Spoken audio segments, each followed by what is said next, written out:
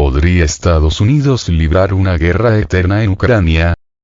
Mientras los medios estadounidenses especulan sobre la preparación en privado del gobierno de Estados Unidos para una guerra eterna en Ucrania, un exfuncionario estadounidense explicó a Sputnik si Washington puede dar este paso.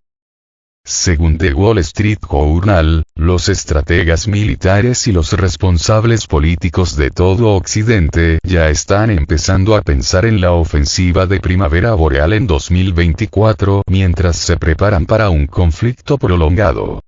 Tras analizar las publicaciones, el think tank Kinky Institute for Responsible Statecraft planteó la cuestión de si la Casa Blanca va a desencadenar una nueva guerra eterna en Ucrania. No creo que Estados Unidos y la OTAN tengan suficientes armas y municiones para ayudar a Ucrania a luchar contra Rusia hasta la próxima primavera y después, comentó en este sentido a Sputnik el exoficial del Departamento de Defensa de Estados Unidos, David T. Pine. Recordó que a principios del año los medios estadounidenses afirmaban que la administración Biden había informado al gobierno ucraniano de que Washington carecía de la capacidad para apoyar militarmente a Kiev a un alto ritmo más allá del verano boreal de 2023. Desde entonces, prosiguió, no se hizo nada para aumentar la producción de municiones o armas estadounidenses para que Estados Unidos pudiera permitirse armar al ejército ucraniano al mismo nivel de intensidad más allá de ese plazo. El principal problema son las municiones, particularmente los proyectiles de artillería pesada. La creciente escasez de proyectiles de artillería solo servirá para aumentar la superioridad rusa sobre Ucrania en términos de misiles, cohetes y sistemas de artillería si el conflicto continúa más allá de septiembre, apuntó Pine.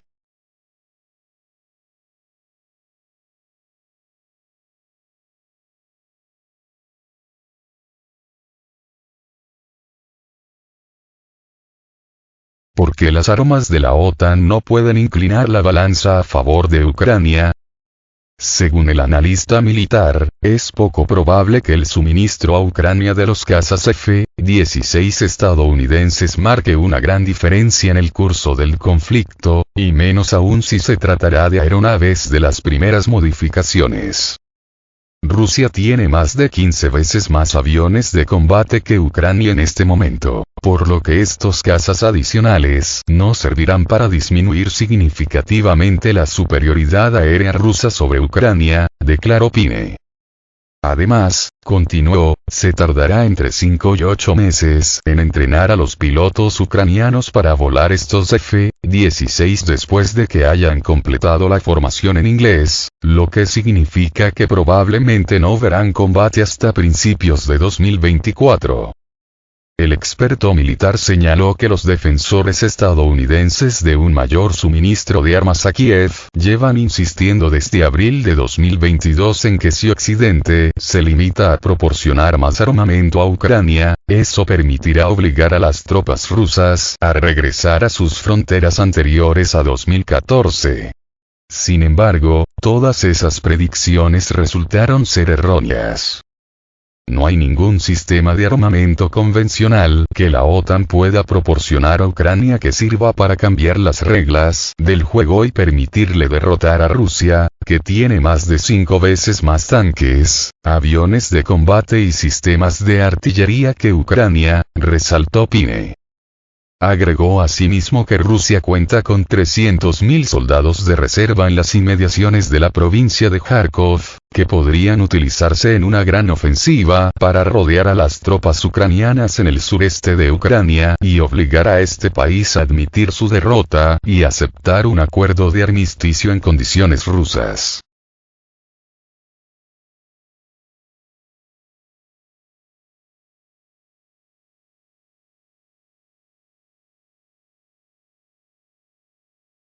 A Estados Unidos le resulta difícil conseguir nuevos fondos para Kiev. La administración Biden va a tener dificultades para conseguir que el Congreso apruebe ayuda adicional, considera el exoficial del Pentágono. explicó que los republicanos conservadores ejercen una influencia sustancial en la Cámara de Representantes de Estados Unidos, y son muy reacios a proporcionar a Ucrania ayuda adicional de cualquier tipo, y mucho menos otros 13.000 millones de dólares en ayuda militar directa. Incluso los congresistas republicanos favorables a la guerra están cuestionando la conveniencia de proporcionar ayuda militar adicional a Ucrania, ya que las ganancias territoriales de la tan cacareada contraofensiva ucraniana fueron tan minúsculas que apenas son visibles en un mapa, añadió el experto. Una encuesta de SSRS realizada en agosto indicó que el 55% de los estadounidenses está en contra de que el Congreso autorice más fondos para Ucrania.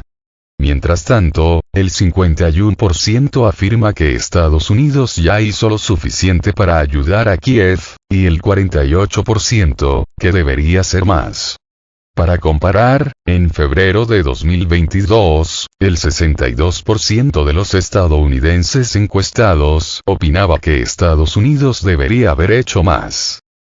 Los resultados de la encuesta se produjeron en un momento en que el ejército ucraniano sufría pérdidas masivas de equipo militar y personal, contando con unos 40.000 soldados muertos en combate y más de 40.000 heridos durante los últimos 2 meses y medio desde que comenzó la contraofensiva.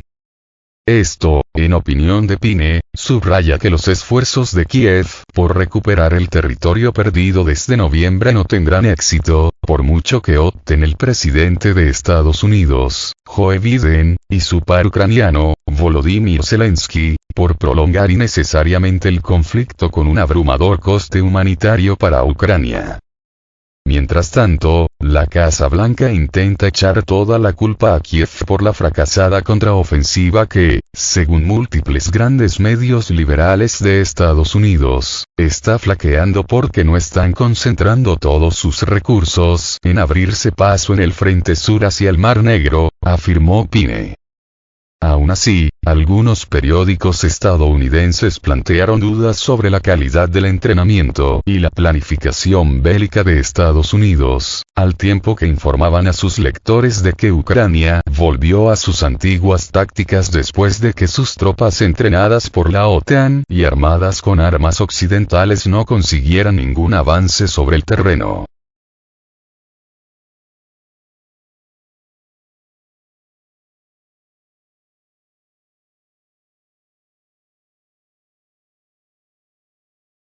Zelensky arroja arena en los engranajes de una posible iniciativa de paz. A medida que el entusiasmo por la contraofensiva ucraniana se transforma en decepción, la prensa estadounidense cita a unos funcionarios e informadores estadounidenses que se preguntan en privado si deberían haber hecho caso al jefe del Estado Mayor Conjunto, general Mark Milley, que propuso en noviembre considerar la posibilidad de entablar conversaciones de paz.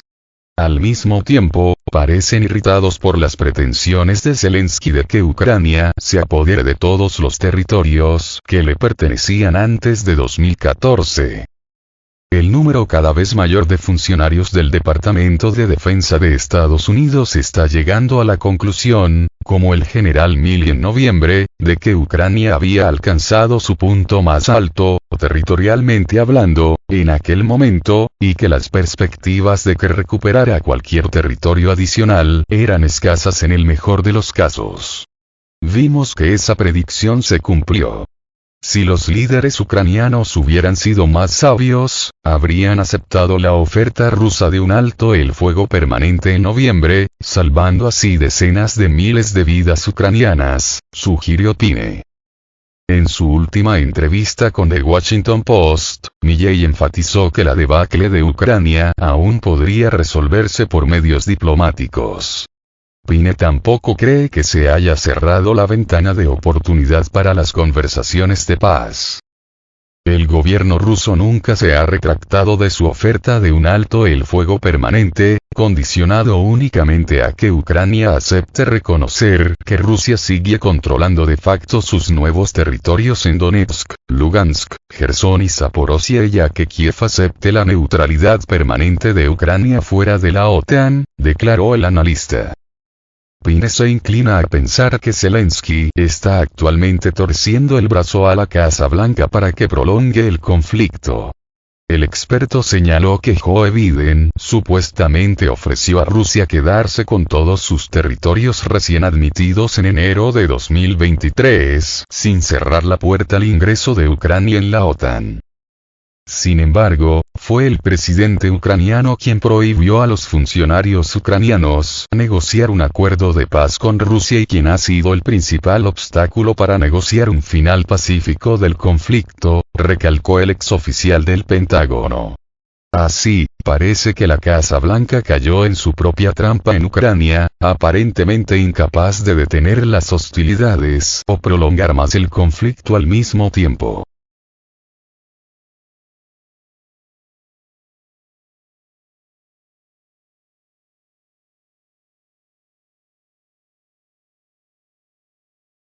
¿Quién manda en el ejército ucraniano?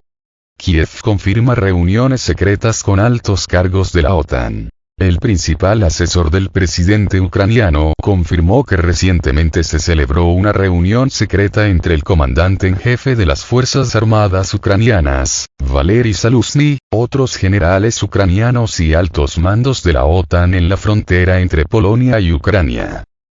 ¿Es esto una confirmación de que la crisis ucraniana es una guerra de poder? Se trata de una reunión secreta para los medios de comunicación. Zaluzhny se comunica activamente con representantes de los ministerios de defensa y estados mayores de nuestros socios casi todos los días, afirmó el asesor presidencial Mikhailo Podolyak en una entrevista con una cadena ucraniana, y añadió que se llevan a cabo muchas reuniones como esta. En sus palabras, el Estado Mayor realiza ajustes constantemente, en función de lo que ocurre en el frente. Obviamente, estos ajustes siempre se están discutiendo con nuestros socios con el fin de actualizar las entregas de armas adicionales, agregó.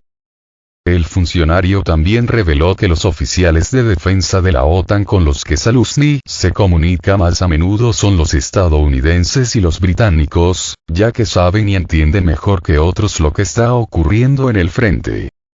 Las declaraciones de Podolyak confirman recientes informaciones aparecidas en medios estadounidenses y británicos, según las cuales el alto comandante ucraniano y otros altos mandos ucranianos se reunieron con el jefe del Estado Mayor Conjunto del Pentágono, Mark Milley, el comandante supremo aliado de la OTAN en Europa, Christopher Cavoli, y el jefe del Estado Mayor de la Defensa británico, Tony Radakin, para presionar por un cambio de estrategia en la contraofensiva ucraniana que está fracasando.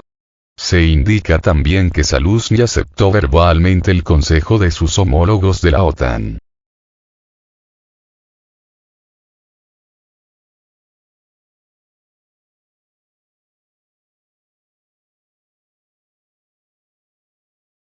Confirmación de una guerra por poderes.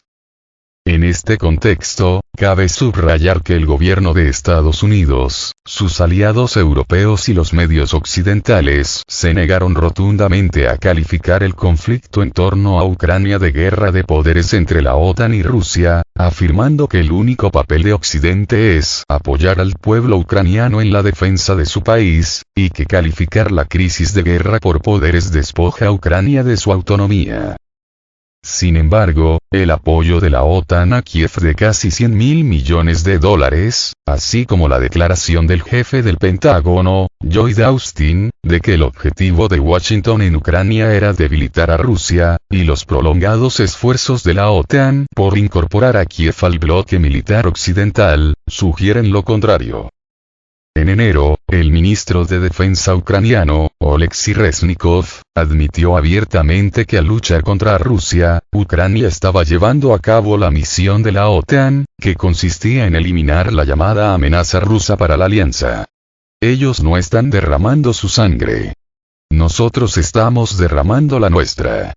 Por eso se les exige que nos suministren armas, declaró entonces Reznikov. A principios de este año, un conjunto de documentos secretos sobre la evaluación del Pentágono de la crisis ucraniana sirvió para confirmar aún más la caracterización rusa de los acontecimientos como una guerra por poderes, al revelarse que algunas potencias de la OTAN habían enviado docenas de fuerzas especiales a la zona del conflicto.